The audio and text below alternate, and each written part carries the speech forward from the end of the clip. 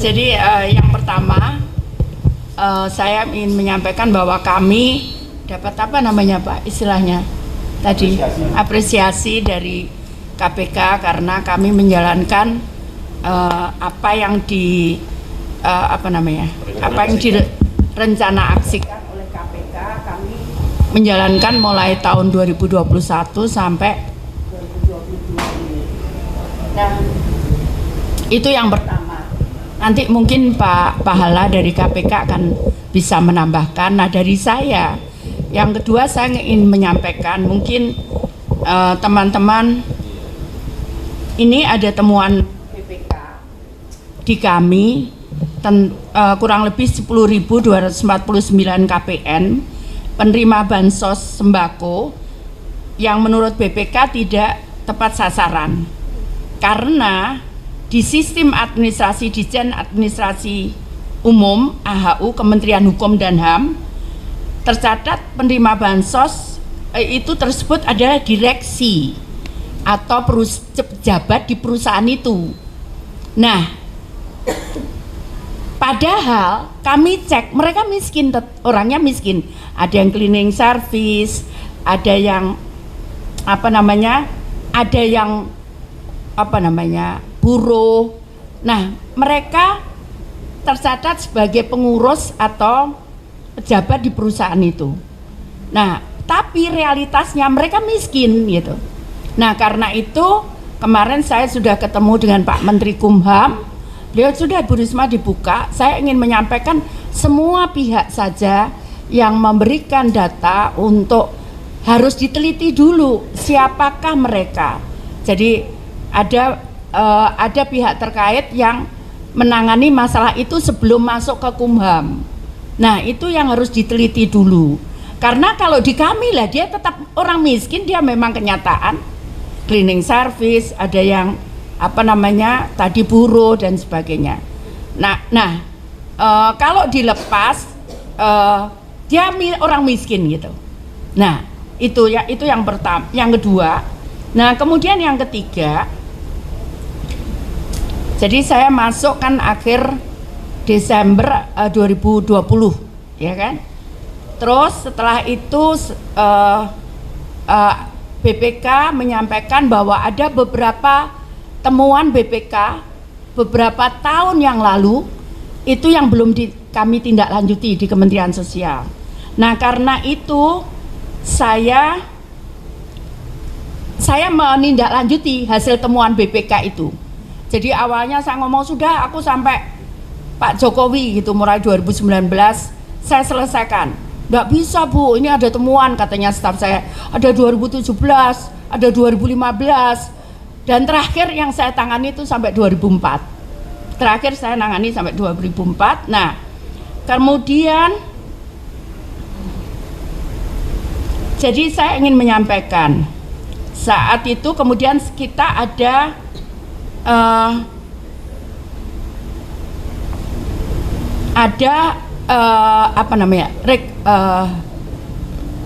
struktur organisasi baru.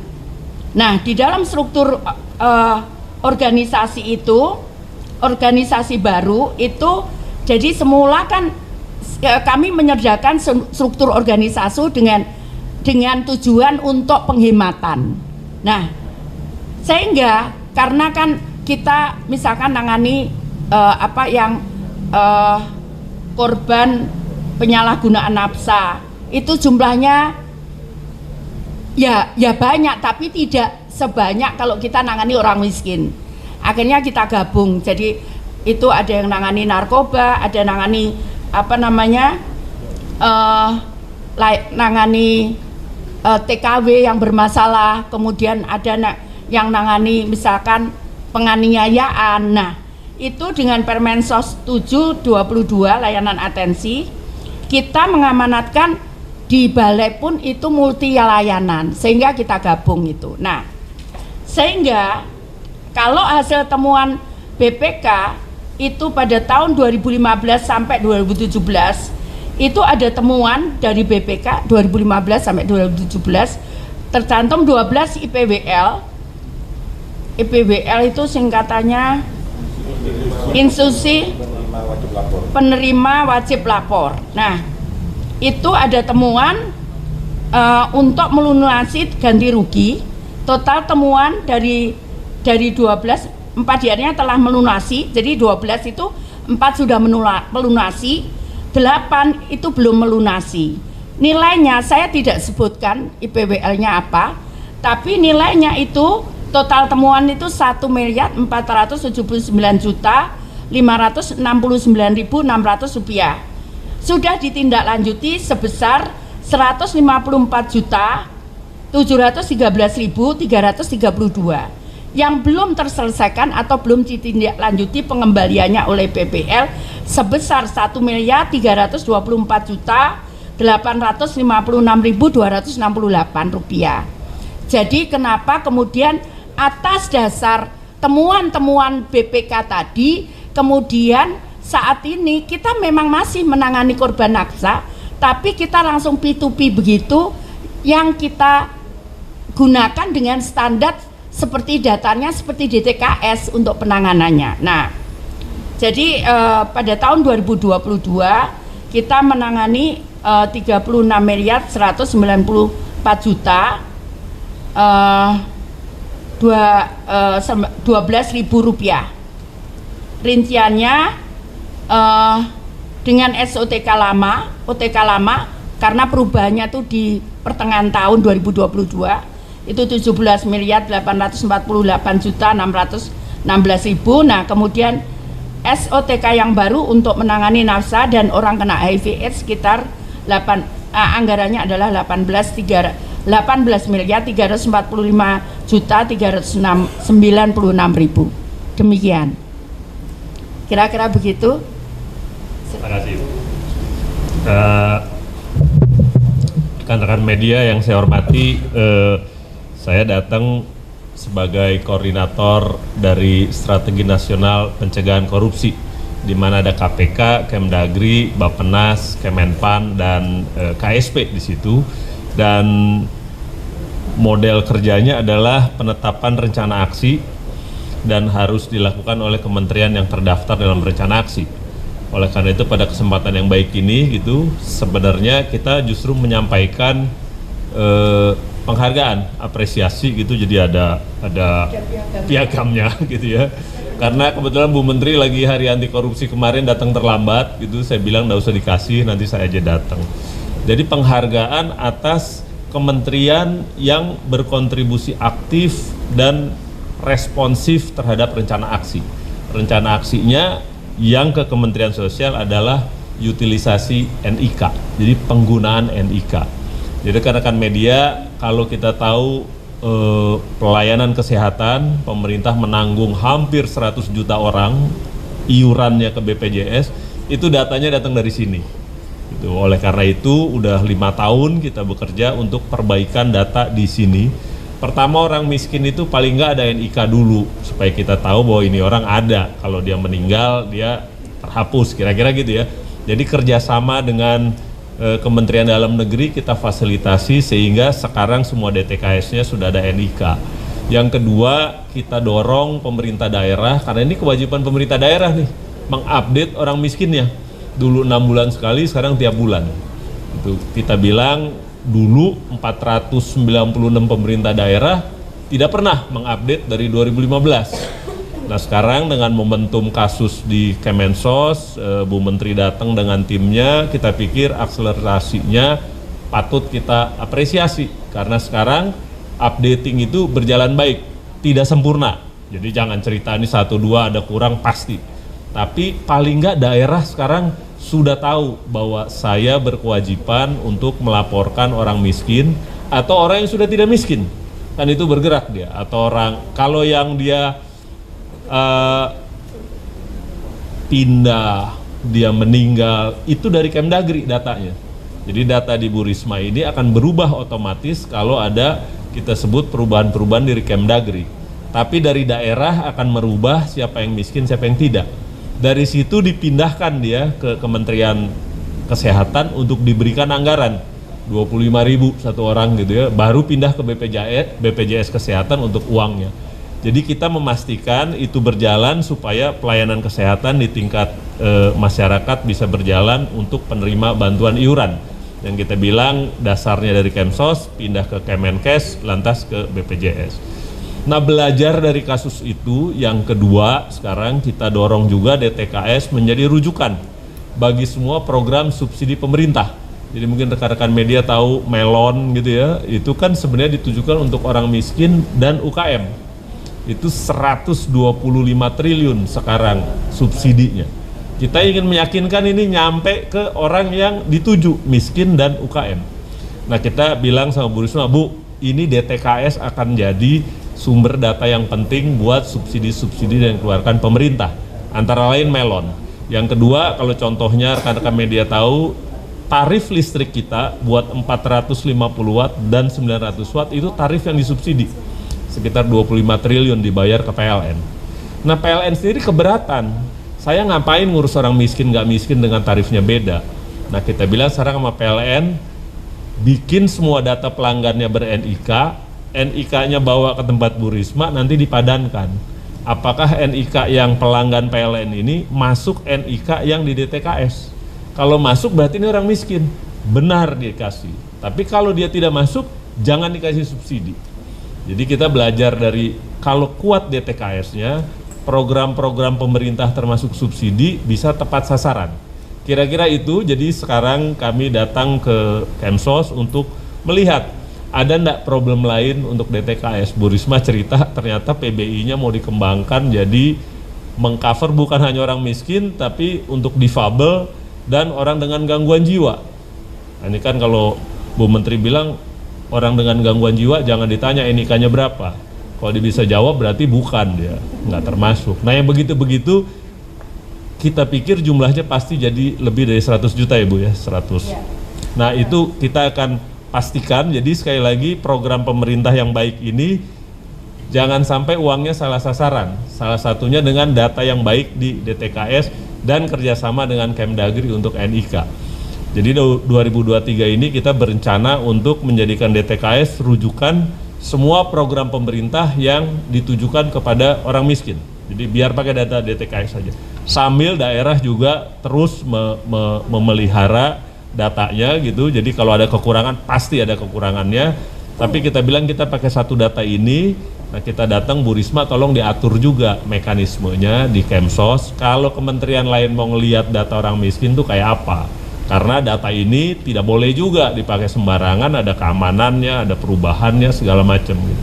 Nah, itu yang kita bicarakan, tapi yang terakhir kita bicarakan juga soal dana yang mengendap di Himbara. Kalau itu memang jadi temuan dari, bukan temuan, rekomendasi dari KPK, waktu itu kita kaji tentang bantuan langsung tunai ini, kita lihat dana yang mengendap ini terlalu besar dan terlalu lama. Dan BPK sudah ada temuannya dikembalikan. Tapi ternyata dalam diskusi di jalan memang kita pikir ada perlu perbaikan dari Himbara gitu ya untuk menyalurkan secepat-cepatnya gitu, bertransaksi secepat-cepatnya dan kalau ada sisa pulangkan segera. Walaupun ternyata dengan pos lebih efektif. Jadi itu yang kita lihat ya, kalau kita bilang kalau pos lebih efektif ya pakai pos aja. Gitu, sederhana aja. Cuma bayar. Cuma bayar. Kalau bank dia karena uangnya ada di situ gitu. Jadi itu sekali lagi kita mengapresiasi Kemensos atas kerja kerasnya gitu. Itu momentum yang berbalik cepat sesudah kasus di Kemensos gitu. Jadi kita bilang kalau korupsinya ya itu sudah ditangani, tapi yang ke depan perbaikan DTKS itu kontribusi kepada pencegahan. Saya pikir itu, terima kasih. Baik, ada yang mau ditanyakan? Silakan. Baik.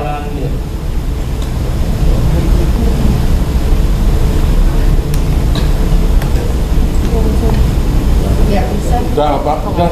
Cek. Saya tutor dari RRI Program 3. Mau nanya Pak ke KPK, ada nggak sih kemudian arahan yang kemudian disampaikan KPK untuk kemudian menuntaskan permasalahan DTKS ini? Karena kan ini selalu menjadi permasalahan. Terakhir itu kalau nggak salah Tiko ya di Jakarta Timur, dia bahkan nggak terpantau oleh pemerintah untuk kemudian mendapatkan bansos seperti itu, bahkan itu di ibu kota seperti itu. Mungkin KPK punya strategi untuk menyempurnakan DTKS sehingga kemudian penyaluran yang tadi Bapak bilang bisa jadi lebih tepat sasaran. Mungkin itu, Pak. Makasih, saya jawab langsung aja, izin Bu. Jadi kalau dia sempurna pasti enggak. Ada 1-2 gitu ya pasti ada gitu. Tapi sekali lagi perbaikan DTKS itu tanggung jawab pemerintah daerah. Jadi mungkin rekan-rekan media kita masih di Kemensos ini dapat data itu disumbang oleh pemerintah daerah yang sebulan sekali diupdate. Saya bukan nyalain Pemda DKI gitu ya. Kalau di pemerintah daerah kita tanyakan dia 2. Orang yang nggak datang, pemerintah daerahnya nggak datang. Jadi diamlah Tiko di situ. Tapi sekali lagi bahwa 1-2 ada kasus pasti gitu ya. Hanya skemanya sudah jelas. Pemerintah daerah yang mengupdate sebanyak-banyaknya updating baik gitu dengan kriteria. Kalau ada 1-2 kasus barulah diintervensi langsung. Saya pikir itu Ibu ya. Makasih. Ada lagi? Silakan, Mbak. Terima kasih atas kesempatannya. Mohon izin Bu, tadi Ibu Risma cerita kalau misalnya yang AHO 10.000 itu yang AHO itu ternyata orang miskin ya Bu ya. Ada gak Bu nanti dari Kementerian Sosial memberikan sanksi kepada para AHO yang menggunakan nama tukang kebun itu Bu? Kemudian pelan-pelan.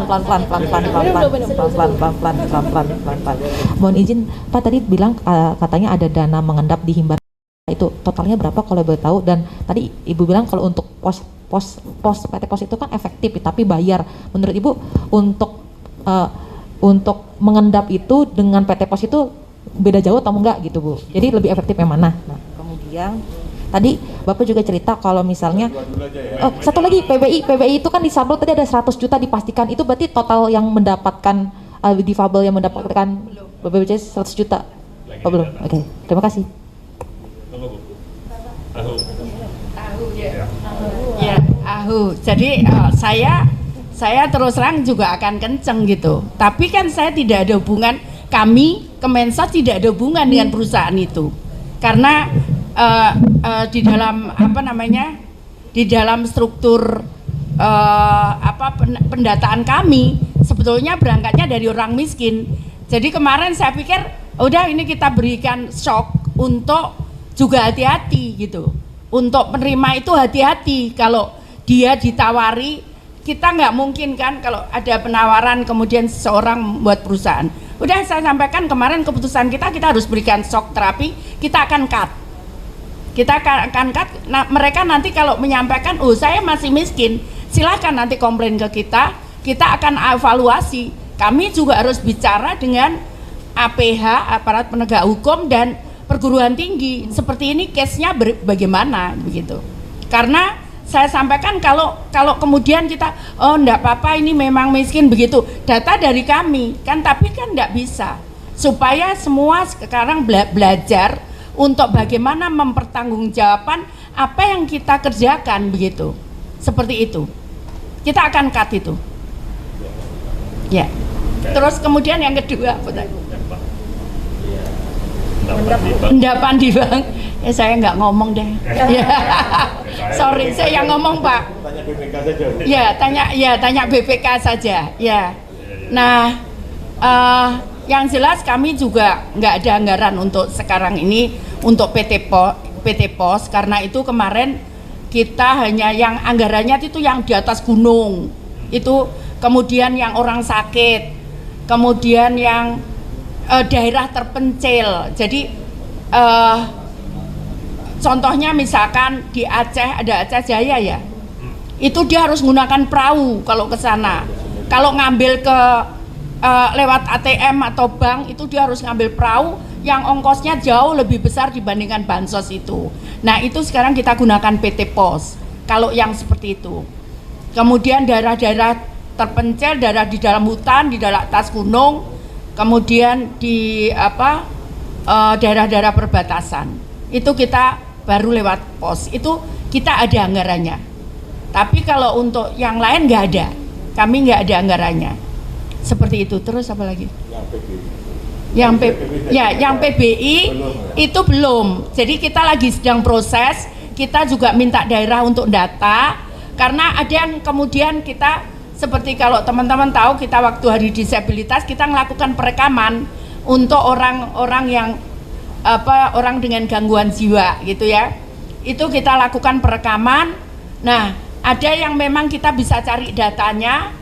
Nah, itu baru kita masukkan. Saya sampaikan, oke, nanti progresnya seberapa, nggak apa-apa, yang penting dimasukkan. Karena saya sampaikan kenapa begitu? Karena kita supaya orang yang tidak mampu itu bisa membawa tadi orang yang keluarganya yang ada ODGJ-nya, dia bisa tidak membayar kalau datang ke puskesmas atau ke rumah sakit karena tadi kalau ini dibiarkan bisa membunuh, bisa ini berbahaya untuk orang lain. Jadi karena itu kenapa kemudian ya ini progresnya berjalan terus begitu. Baik, ada lagi? Yang AHU dulu sebentar, saya terakhir AHU. Jadi yang AHU ini memang itu kenapa di Stranas ada namanya utilisasi NIK, karena kayak DTKS lah misalnya. Kalau kita cross NIK yang ada di DTKS dengan di BKN, itu kan daftar pegawai negeri semua kan. Kalau dia ada, udah pasti dibuang sama DTKS, karena ini orang nggak miskin, dia pegawai negeri gitu ya, atau TNI Polri kan di BKN. Basis crossingnya, pemadanannya itu basisnya NIK. Kalau kita bawa dia ke Samsat, ternyata dia punya mobil, pasti dibuang sama DTKS. Berarti dia punya mobil. Nah, ini kita bilang utilisasi NIK jadi penting karena kemanapun pemastian ini bisa lebih gampang kalau ada NIK. Nah, DTKS ini harusnya jadi data buat yang kalau NIK-nya cerita orang miskin.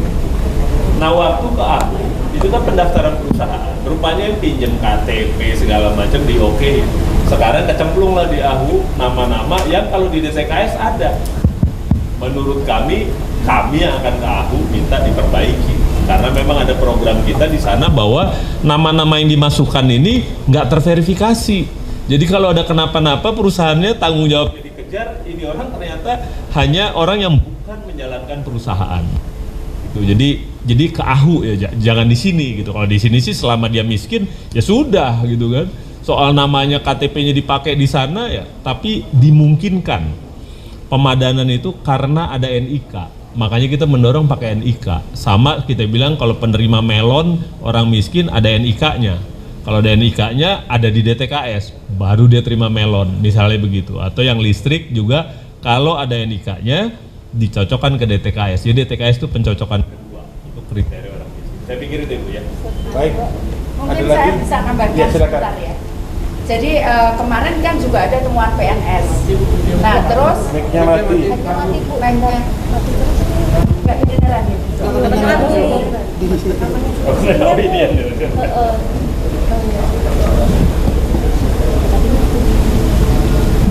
Tes. Ya, udah belum?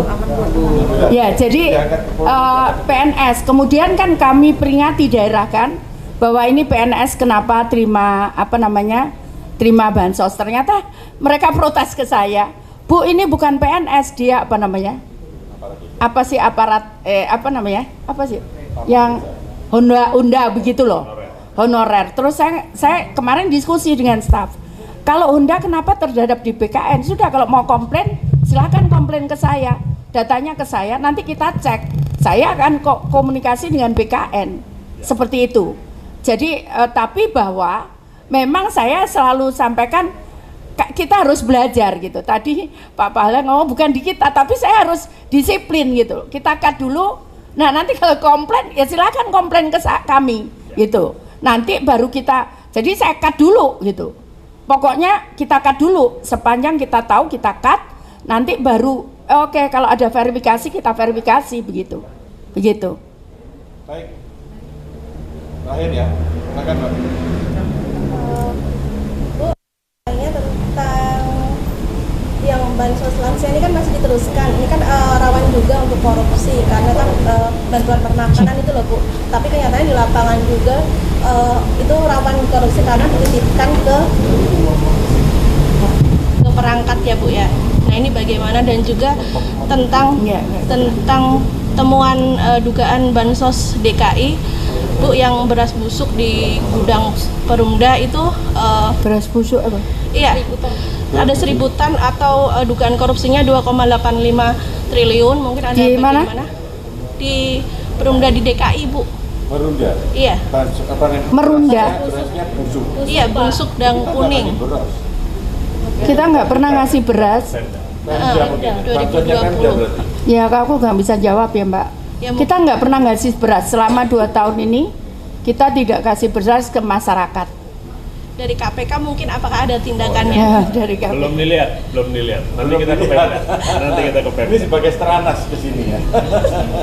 Stranas PK gitu ya. Oke. Baik, kita ya.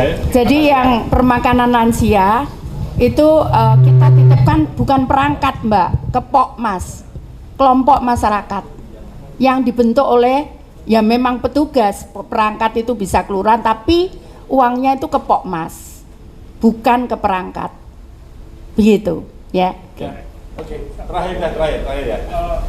Soal isu lain Bu, ini Bu pemenuhan hak korban HAM lama Bu, mungkin Kemensos dilibatkan oleh Asasi manusia. yang tim PP HAM kemarin Bu, Ya, belum gimana Bu? Apa ya itu? yang Kementerian Polhukam Kemarin baru diumumin. baru kemarin pelanggaran. bukan dipasang. Bentar aku tak belajar dulu ya. Ya, belajar dulu, aku belum tahu. Bentar. Baik. Oke, makasih ya. Makasih. Baik. Kenapa? Update bencana.